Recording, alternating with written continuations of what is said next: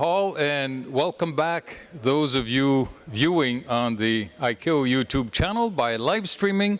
Nice to have you all back on time, so we're ready to roll with the session 2 for this afternoon, Technology and Innovation. I'd like to thank again NUCTEC for sponsoring the networking lunch.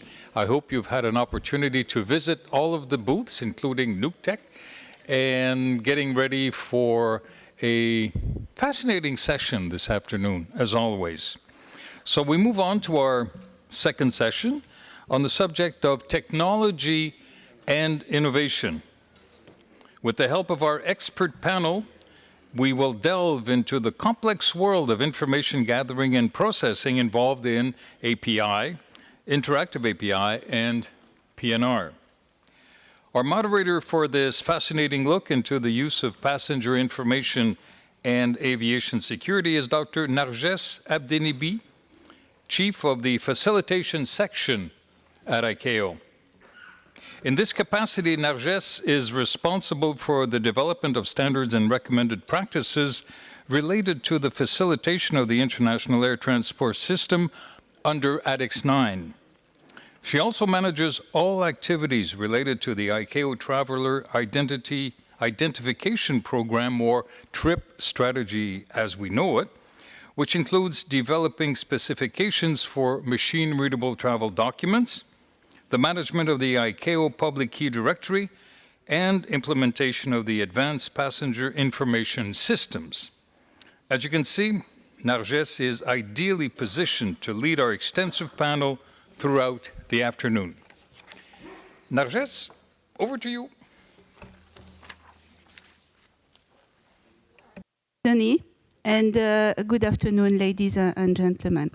I am, of course, very pleased to moderate this session, especially that API and PNR are very hot topics, and they are at the beginning facilitation tools, and now they are also, in fact, not now, but since now many years, they are also used as security tools also.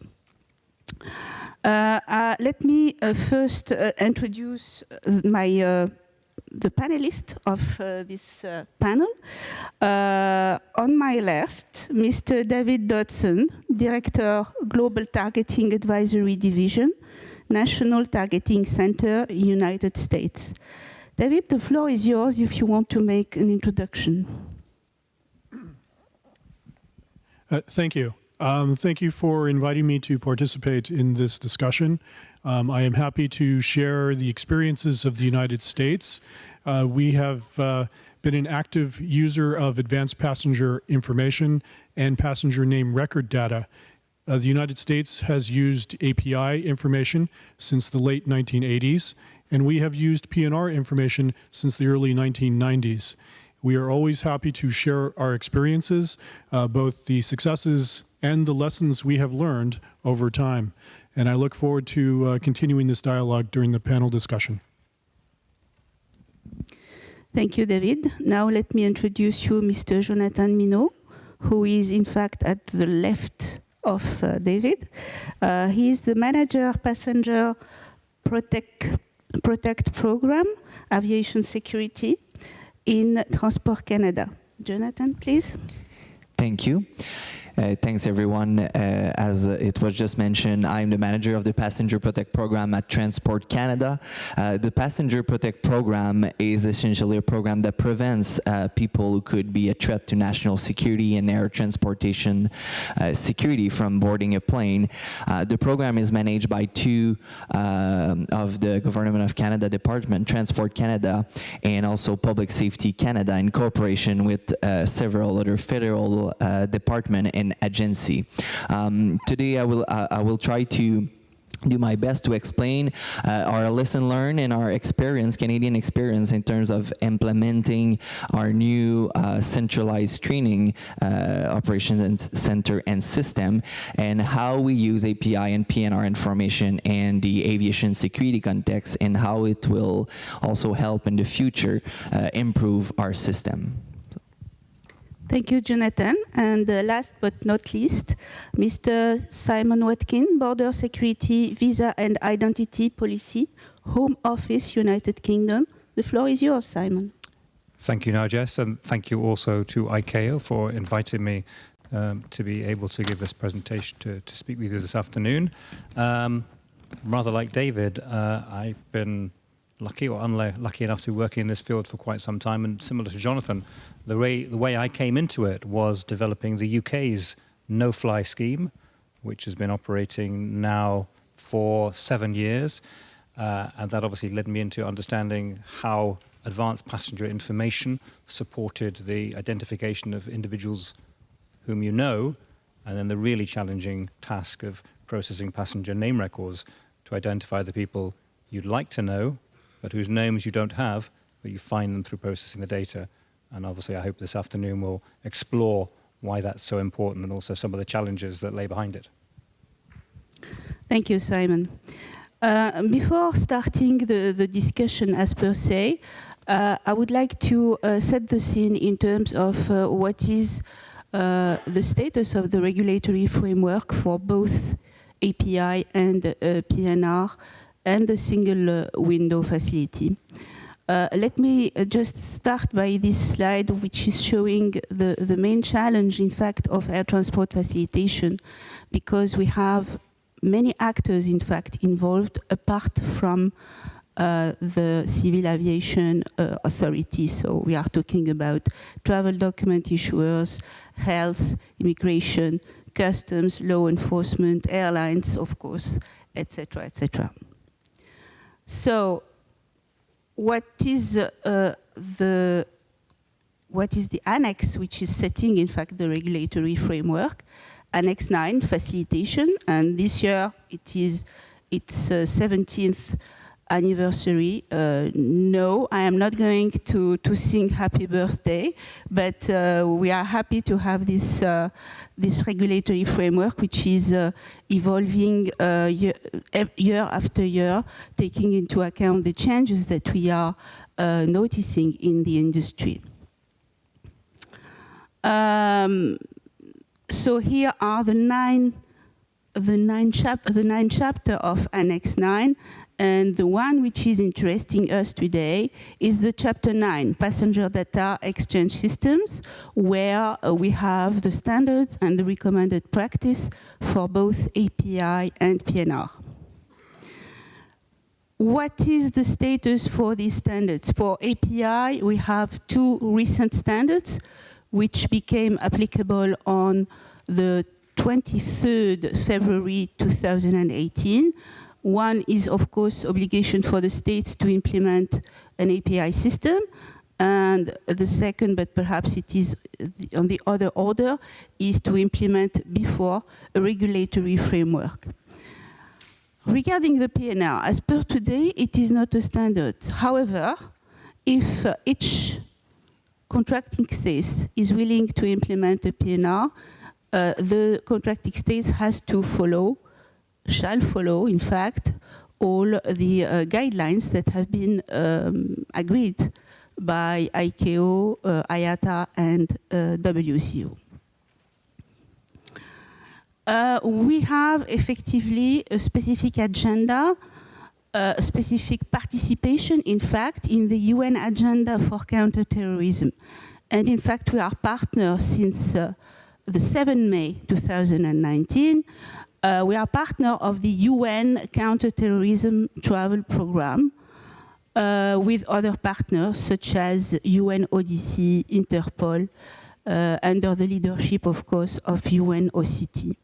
But apart that also, security and facilitation, we are participating to the achievement of 7 of the Sustainable Development Goals at the Horizon 2030. So,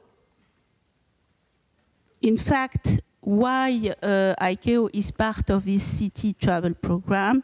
It is related to 2 UN Security Council resolution, the 2178 from 2014 and the 2396 from 2017. Both of them are related to setting API standards and PNR standards for the states, and the states have to fulfill that. And as these obligations are under the Annex 9 standards, of course, ICAO is in the forefront of this work. So here it is, the different elements of the ICAO trip strategy. And what is important here is to ensure that each passport which is issued, and here you can see the machine-readable zone, has to be compliant with the ICAO specifications, because this is very important for the interoperability. And it is important why?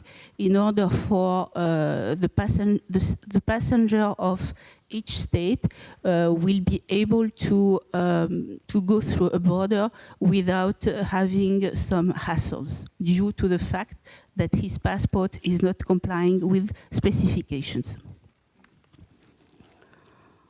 So what is the status of API implementation as per today? We have 70 member states, and among these 70 member states, you have only 16 states which have implemented interactive API.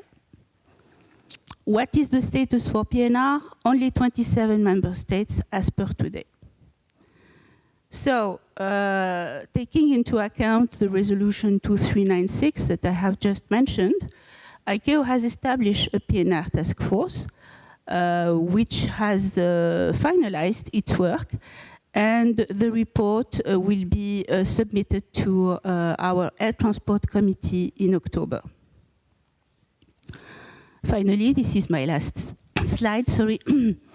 The passenger data single window facility. As per today, it is still a recommended practice in Annex 9, but it is expected to become a standard effective on 21st October 2019. And what is perhaps important here is that in this standard, it will be the obligation for states to send, to transmit, in fact, their API and PNR through this same passenger data single window facility. So now let's come back to the discussion. However, before opening up the discussion to the panel members, I would like to pose a question to the audience. You can see the question on the screen. And we would like to take a poll regarding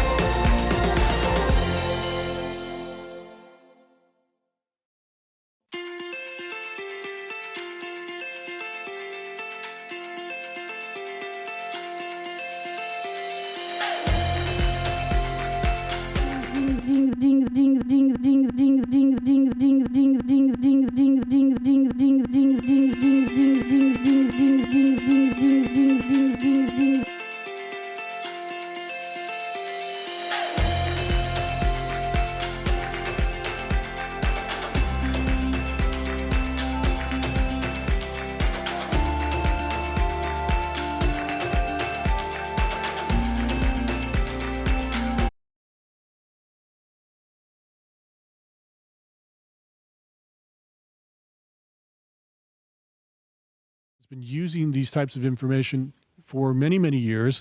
We've had automated systems for use and collection, use, processing, and protection of this data since at least 1999.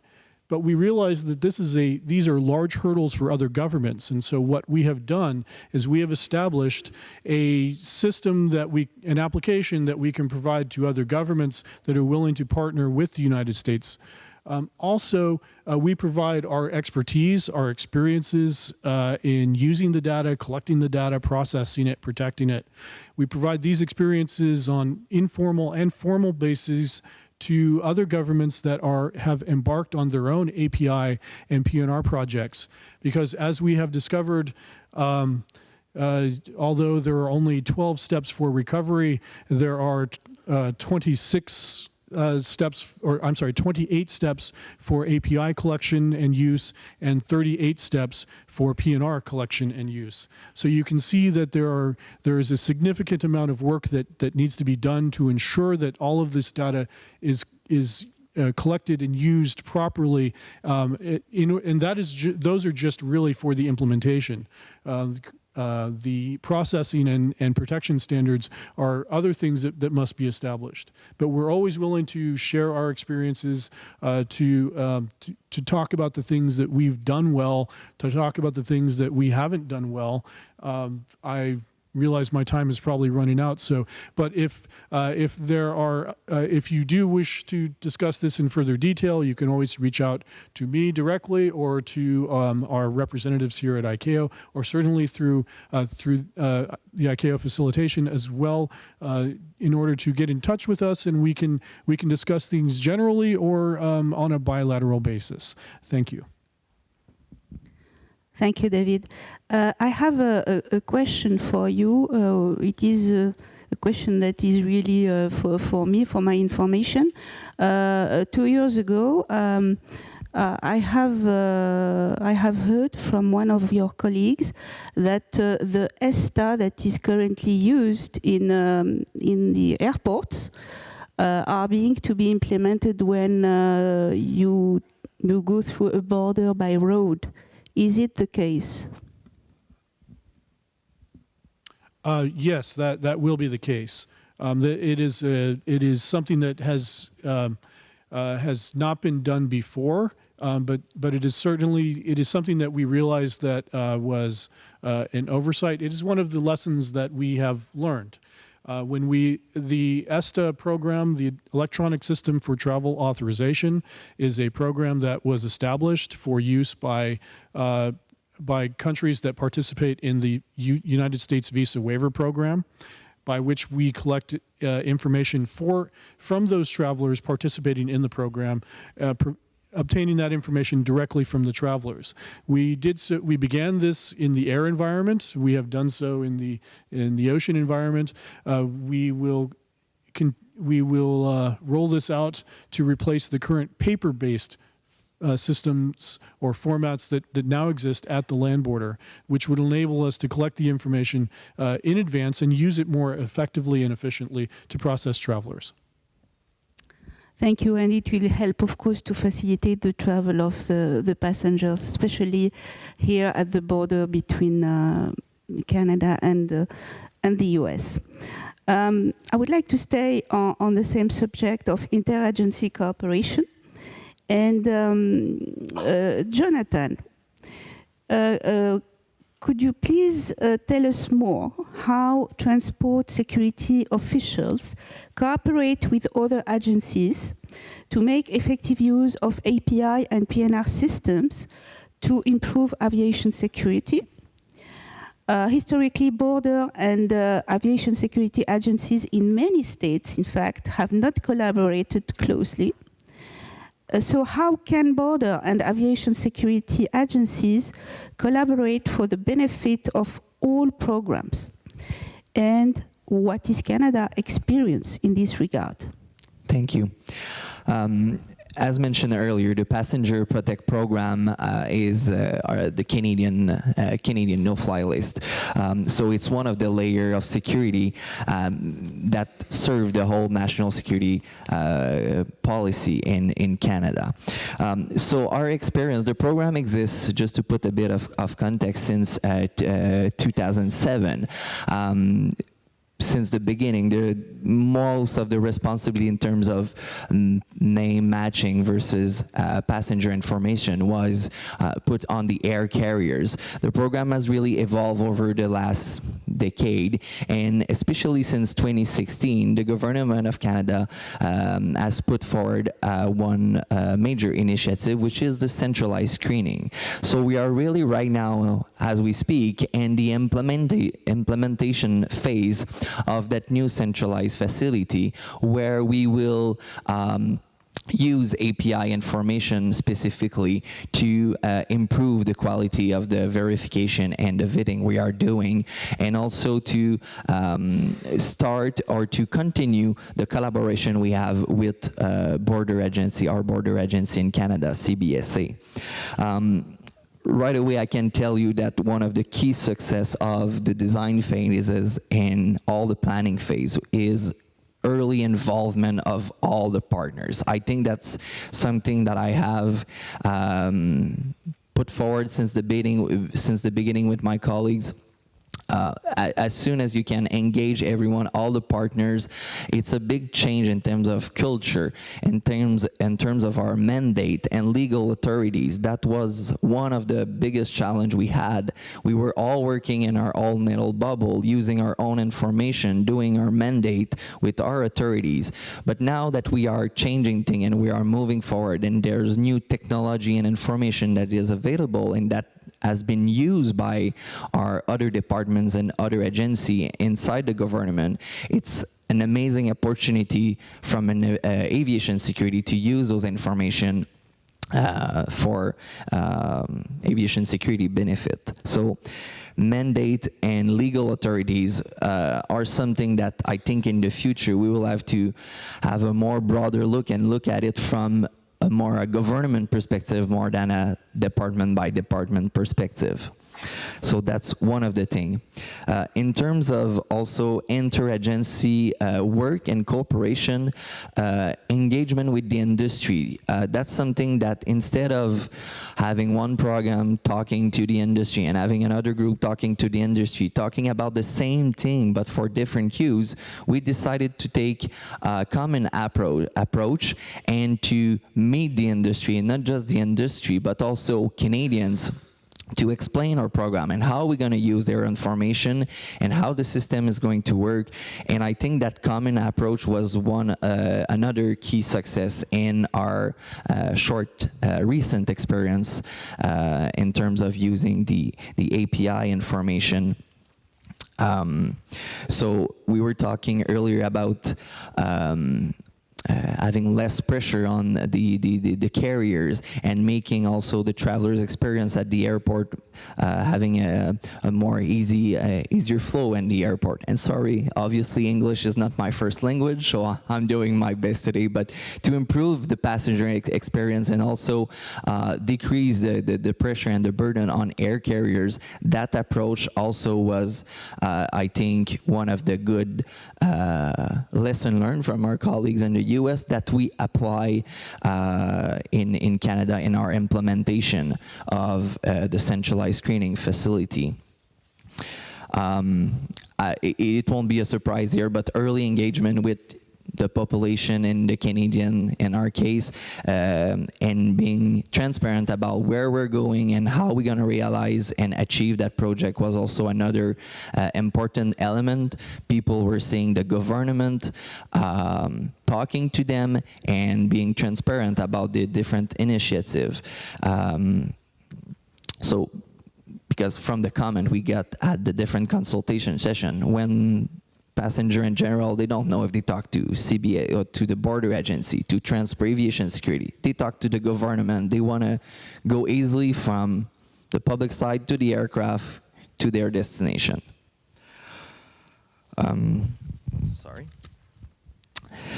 One of the points that I wanted to touch, it's not interagency, but I think it's international interagency cooperation. You talked about, you offered to everyone earlier the opportunity to learn from your experience. Well, we went to the US, and I'm not shy of telling that we learn from your experience, and I think that that's something that overall that ICAO could put forward, is that cooperation between country and sharing of good, of lesson learned good things, and what went bad as well. It's another thing that is important to do. We don't repeat mistake that was done before. So we were really happy to benefit from the US experience on that. So, from a carrier perspective, I think it was important for the industry to see the government of Canada not to replicate, but to try to be as much as we can similar to other country program in terms of our process and how they submit the information, what type of information will be required by the government. So more we work together, I think we all win at the end, the industry, the passenger, and also the government. There was one last point. One last point on interagency cooperation. It's as Transport Canada is the regulator in Canada for aviation security, we don't really deal with compliance or oversight from a border perspective. I think even for the industry and for us, that new usage of API information, that sharing of information between the agencies, give us the opportunity to take a step back and look at how we conduct oversight, how we conduct also, we ensure compliance of air carrier, and how we can together work toward a more secure system and ultimately compliance. So that's another great aspect, since each department has different legal framework and different authority, that close collaboration between border and aviation security authorities, I think greatly enhance the complementarity of the program, and ultimately that sharing of knowledge and experience and practice globally allow the system to ensure a higher integrity and level of security. Thank you, Jonathan. I would like to come back on what you said regarding the regional and the international cooperation. Recently, with our partners from the UN City Travel Program, we have decided that perhaps a regional approach and regional workshops will be easier to help us implement more actively and more quickly, in fact, API and PNR. And recently, ICAO has had a regional workshop in Namibia for certain African states from the eastern part in the context of the AFI-SECFAL plan. And it was really very, very, very interesting to hear exactly from the states what are their issues, their challenges, and how we can help them and assist them to implement. And as part of our discussion, notably, we thought that, for instance, the CARICOM system that has implemented an API for several, a joint API, in fact, for several states, could be perhaps one approach to look at or to explore and to be able to implement for some regional community, notably in Africa, where there are not so much states having implemented API and PNR. And finally, regarding effectively that the English is not your French language, me too, it is not my my first language. And I forgot to apologize that since the beginning that I will speak in VHF. So it seems that you don't know what is VHF, no? It is very high French accent, so sorry for that. So now we we continue our exploration, and we have discussed about the current status, and let's move about how could be the future for API and PNR. Simon, you mentioned a number of issues in your introductory remarks. Could you please tell us more about your vision that passenger data is as much about biometric information as biographic information, and that API and PNR are likely to merge in terms of technical messaging?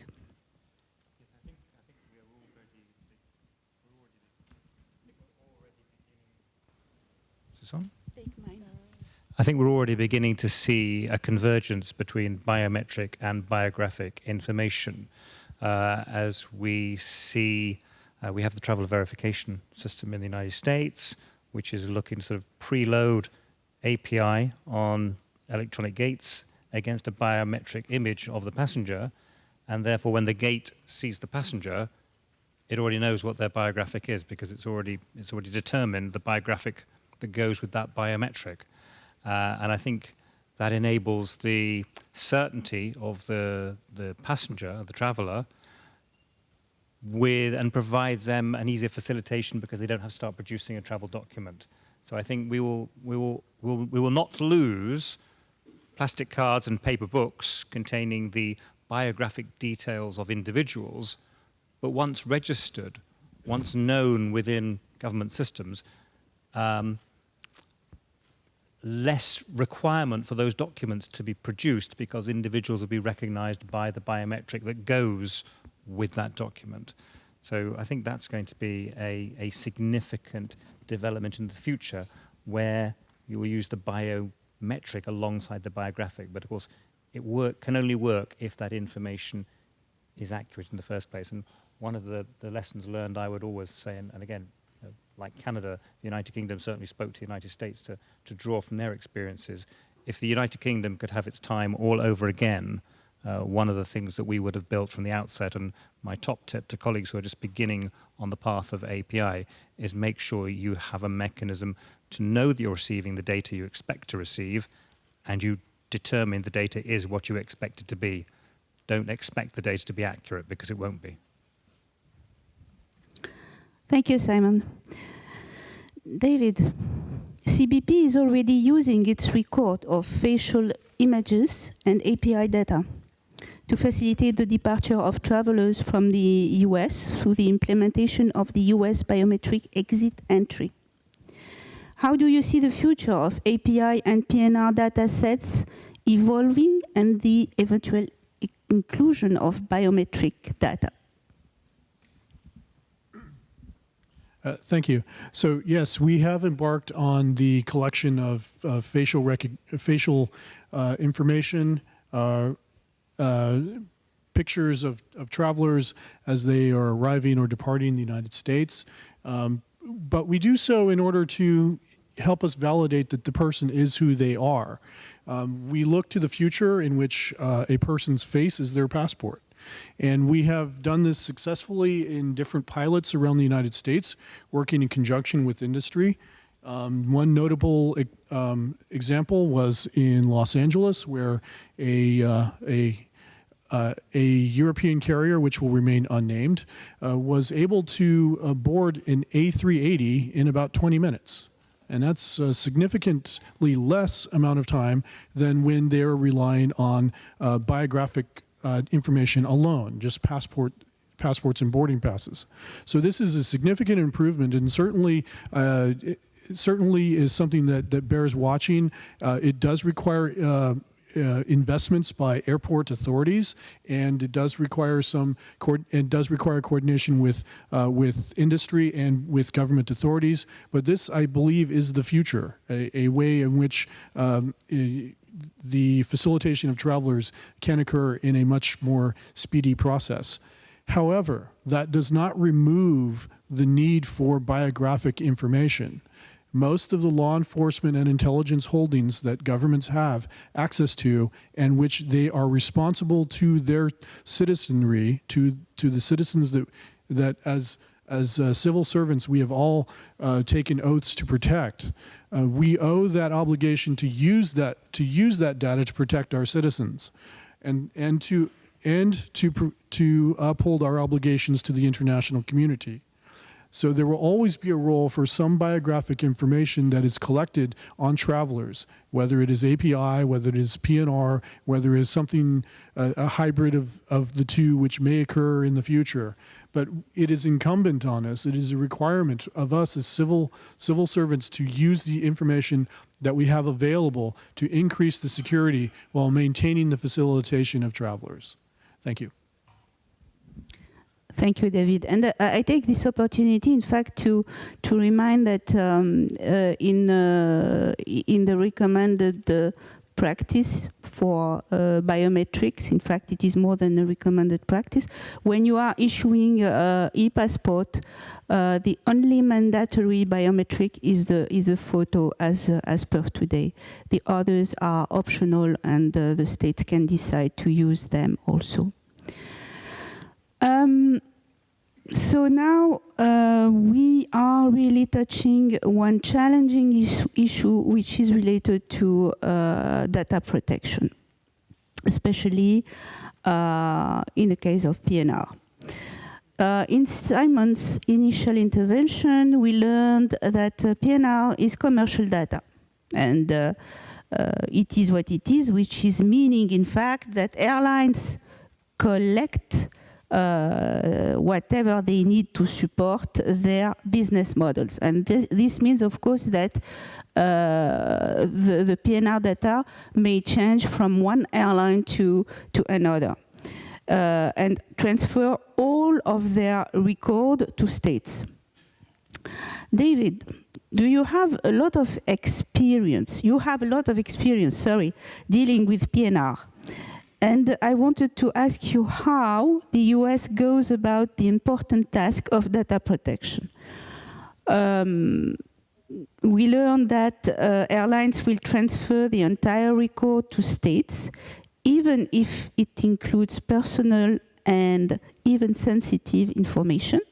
For example, if someone needs assistance, wheelchair assistance at the gate. So how this sensitive information is treated, used, and protected? So thank you again. Data protection is essential particularly for PNR information. As Simon rightly pointed out, this information was provided by travelers to airlines in order to fulfill a commercial transaction, to move a traveler from point A to point B. And it is collected and maintained by airlines essentially for a business process. It was not established for a government process or for government use. So that said, there must be additional data protections on government's use of this, what is essentially commercial information. And we do so in the United States, we do so through three major ways. I won't go into extensive detail about the other numbers of ways in which we collect it due to limited time, and we're on after lunch, and I don't want to put you all to sleep. But there are three major concepts that we have in place for the data protection of PNR. One of which is providing transparency of the uses and purposes for which we use this information. We provide notice to the public that we are collecting PNR information, API and PNR information, that we are collecting it and we use it for certain purposes, and that there are certain uses that we have for this information that governments will abide by, and that we may share it within the government for the use of security and facilitation. The other data protection, another data protection concept is the legal basis. There must be some sort of legal basis for the collection of the data. It cannot be just on a government's whim. There must be something that is accountable to the citizenry of that country, by which there was some sort of government process that may have taken input on that this is data that is important to be collected, and that there is a legal requirement for airlines to provide it to government. And then the third concept is to make this information available to citizens. When the information is collected by governments and a citizen wants to see what the government has collected, citizens should have some sort of ability to know what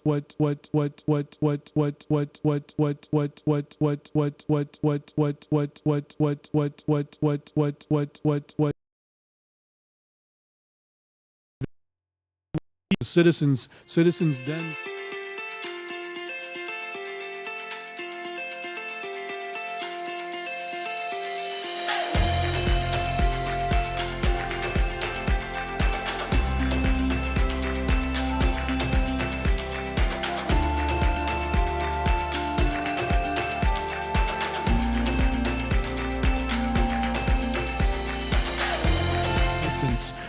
There are certain codes and terms that may be collected that have a commercial need to be collected, and on occasion those things might be transmitted to government. As in the United States experience, we have heard from industry that industry prefers not to delete this information, not to screen this information, because the deletion and screening of this information is a government function. And so if government wants these things removed from PNR, then government should remove them. And we, in the United States, we agree with that concept. And so we do remove that information. We realize that this information is very sensitive. It is politically challenging. And so we have undertaken the responsibility that we will only use this data in exceptional circumstances. The United States has mandated the collection the collection and use of API and PNR data since the terrorist attacks of 2001. Although we have had the authority and the ability to use these sensitive words and codes in PNR data, to date we have not done so. We have not seen those exceptional circumstances in which we would use politically sensitive personally identifiable information, politically sensitive codes and terms, but we reserve the right to do so in order to protect our citizens should the case arise. This policy has been set in place both within our regulation as well as in international agreement, as well as in the notices that we provide to the public. Thank you. Thank you, David. Simon, what is being done in the UK? And I will ask you to really speak very close to the mic for the interpreters to be able to interpret. Thank you. So I think this was the point I was at earlier, where this is by far and away the biggest single issue facing all of us as an international community, where we have the United Nations having adopted a Security Council resolution advocating that its member states should process PNR data to counter and detect terrorist fighters, and also to use it to prevent and detect serious crime. That's the easy bit. The difficult bit comes from reconciling the fact that we will have states passing laws that require an airline to disclose the data. Other governments will be passing laws which will mean the same airline has to protect the same data. That is the biggest challenge that we have as a collective, as a community, to resolve, to identify some rules for data protection, not just for the UK, not just for the United States, but for all of our countries, where we can have some rules, the sorts of things that David touched upon, that there must be law. This isn't a secret, this isn't something that happens secretly. We can be quite open that this happens. People can understand how it happens, why it happens, how long is their data kept for, how long, how will their data be used. People need and should expect to have that understanding of what is going on with the data that they provided. And remember, they provided it just to be able to take an airplane from one place to another. So that's why it's quite important that we have the ICAO PNR task force coming together to establish some standards and recommended practices for the international community to adopt. Because if we don't, we will have this situation where airlines, the commercial entities, are put in the quandary of being required both to disclose the data by one law and required by another law to protect the data. We certainly in the UK take protection of the data very seriously. We make sure we do have the single window and a single multi-agency unit that processes the data. It's very safely protected building. It's not one that anybody can enter. The people who work in there are appropriately cleared and cleared to do that work. And we make sure that we're only using the data for the purposes the law says we can, that we're not just, as David said, using the data on a whim. So I think it's really important that we have that accountability of how data is being used. And the challenge for some of us as governments is to accept that challenge and be clear with our public how we are using the data to protect them. And I think the more states that are able to say clearly what they're doing and how they're doing it, we will reduce the extent to which there are airlines facing this impossible dilemma of being required by one law to do by one country's laws to do one thing and another country's laws to do exactly the opposite. Thank you, Simon. And how is the situation in Canada, Jonathan? Well, I would say that it's fairly similar to the United States and the UK. Government of Canada has very strict guidelines to protect the privacy of the information that is sent to the government. Data is obviously stored in really secure system, only accessible by authorized official, and it's only used. The data is only used for the purpose that has been collected initially.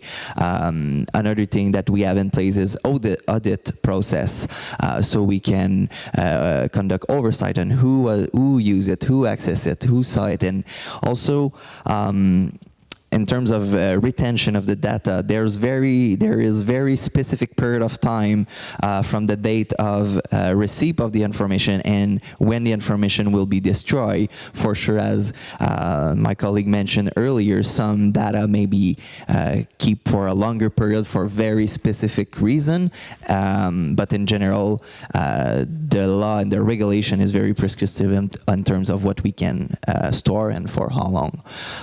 But I can just support my colleague that discussion needs to continue amongst the community. Thank you, Jonathan. I think that now perhaps it is time for us to see the results of our audience poll.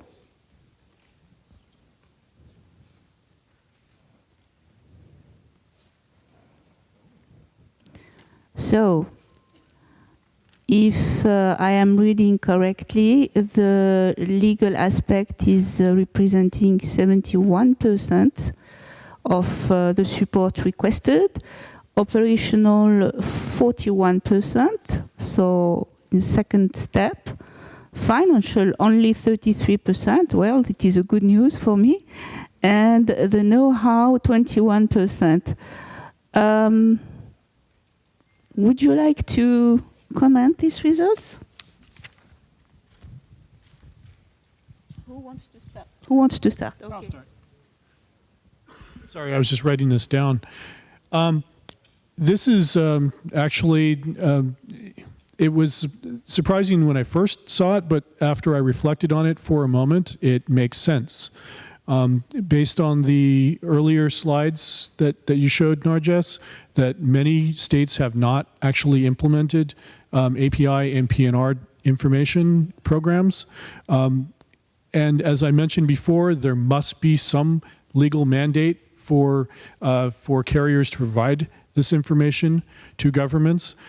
Legal is really the first step.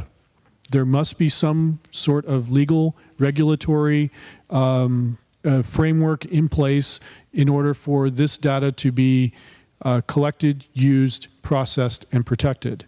And certainly, this is something where I think that there are, this is something that the United States can help assist, ICAO can assist, the UN can assist. We can all work together to ensure that states are able to, or governments are able to do this type of work in a sufficiently stable legal background that provides certainty to governments to be able to use the information and to collect it and use the information, but also for airlines to provide it, knowing that there would not be a legal burden on them to do so. That they would not face legal issues in providing the information, as Simon pointed out earlier.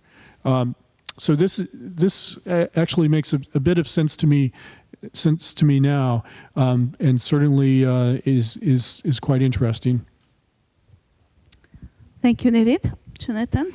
I'll be sure, but I'm not very surprised, because from our experience here, we have managed to done so much with the legal framework and the authority we have today. But looking forward and looking at the future of API, PNR, and eventually biometric that will join that, I think that's where we are. We need to look at it from a whole of government perspective, develop legal framework, legal authorities that will allow us to operationalize and get some financial resources to operationalize all those opportunities that are available, and that ultimately will generate benefit for us from an aviation security perspective and from a passenger experience perspective as well. Thank you. Simon, please. I share Jonathan's surprise. We were just sort of reflecting at the beginning. We thought that it ought to be very, very even for all of them. I mean, as a policy and legislation guy, I think that's great. But to be honest with you, I think that the challenges around operations, knowing how to use the data, knowing how to run rules against data, are very challenging. And I think there's a lot of awareness building, particularly for colleagues who've never had the opportunity to work with passenger name record data. That's very important. Money clearly is very important, but the one that surprises me most, the know-how, I mean, the technical work that is required to get your system up and running, the challenges that will occur as states place demands on. There are a number of technical consultancies who can provide technical support, but it is a relatively limited resource. So it's quite challenging. And again, it's why it's so important, as you were suggesting, that actually groups of states could come together and share their resources. But I think states probably need the most support on all of these things, because you need all of them to be able to have a properly, fully effective API, interactive API PNR setup. Thank you, Simon. I have a question for you. Are you recommending to have the same legal framework, one legal framework for both API and PNR? In United Kingdom law, we have one set of law that it doesn't really distinguish between the types of data. It talks about the fields of data. So in the UK, we already have that. We have a single legislative framework which just talks about passenger, crew and service information. PNR and API are constructs we use to describe certain data sets, but I think we are seeing an inevitable convergence between very separate API systems and very separate PNR systems. I think in the same way as we've seen interactive API, it is not implausible that one day we may have some notion of interactive or real-time PNR. I know it's been thought about for a lot, but actually as parts of a PNR record change, maybe they move seats, maybe they have an extra bag, maybe they're changing their ultimate end destination, those changes be reported rather than the whole data set being retransferred again. So I think there's lots of opportunities going forward in how the data is formulated technically, and the legislation ought not to impede that opportunity. Jonathan, is it the same for Canada? I'm not the expert in terms of that. My colleagues from the border agency would be in a better position to talk about that. But I will just echo my colleagues' thought on that. And any development of any new legislation or new regulatory piece, I think we will need to think 10 years in advance and give us the flexibility and the the flexibility to take those opportunity and use the maximum of those information. David? Our situation is a lot more complicated in that we began collecting API and PNR data on a voluntary basis. And that only became law after the 9/11 attacks, in which case there was a single law that was passed that required both API and PNR information. However, we have made modifications to how API and PNR data is transmitted to us. For example, just one quick example, because I realize we're short on time, is pre-departure API, whereby previously the United States had collected API information prior to arrival, which meant that the plane had already taken off before the manifest was transmitted to us. But we would see the information before the plane landed. This did not allow us to effectively establish a no-fly list program whereby we intended to keep people who pose a threat to civil aviation, to keep those people off of aircraft. Only when we mandated pre-departure API, whereby where the airlines transmit API to us before the plane can take off, only in that circumstance are we now able to keep people on the no-fly list from actually getting on board the aircraft. So that is something that we had to modify after the initial law had been in place. That is a lesson learned that we would impart to other governments considering adopting API, or as they adopt API programs. And we have made similar modifications over time to API to expand it to other modes of travel, not just air, but also to ocean and in certain circumstances to land borders. And also the regulatory timing of when we receive the passenger name record data also has changed over time. So it is essential to establish a legal framework, but it is also essential to establish a legal framework that can be modified over time to adjust for threats. It is one thing to establish a law on API and PNR and then say, we have done it, we are done, we will never touch it again. That is, in our experience, has been something that we would not encourage, because there may be circumstances that would cause you to adjust when you would need this information or how you would need this information that should be included in the national law. Thank you, David. Do we have questions?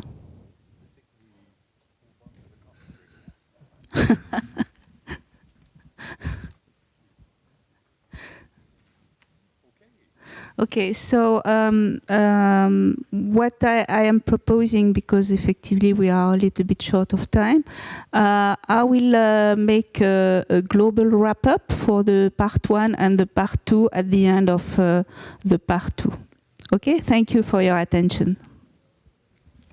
And thank you to our panel, the first part of the panel today. Thank you very much for your participation. Much appreciated.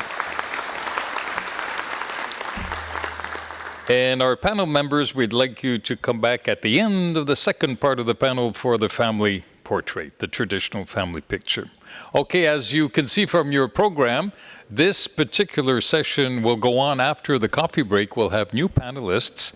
And as I was sitting and listening very attentively to our comments, I received an advisory on my ICAO app that this would be a good time to register for the workshops on Friday. So during the coffee break, as you mingle with your fellow participants and visit the different booths, it would be a good opportunity, if you wish to take part in the workshops on Friday, to register through the ICAO website. Okay, that's it for now. Coffee break sponsored by Smith's Detection. We'll see you back in about 30 minutes. Thank you very much.